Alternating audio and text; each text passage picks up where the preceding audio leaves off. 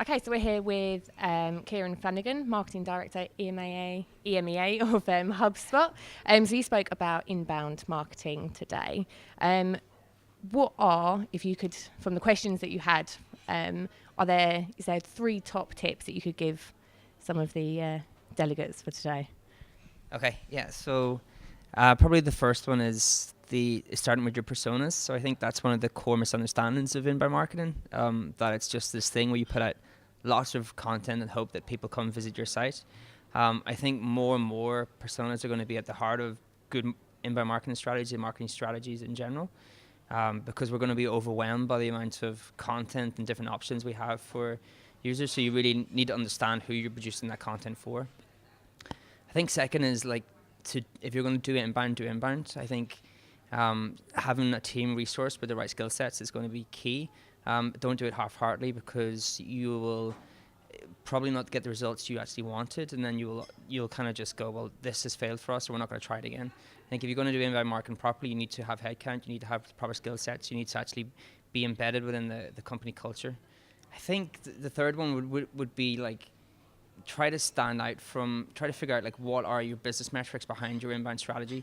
So don't measure inbound by things just I want lots more visits. Actually understand why you're doing inbound. So understand that you're trying to attract the right people into the site. You're trying to convert more of the right type of leads, and ultimately what you're trying to do is convert happy, successful customers.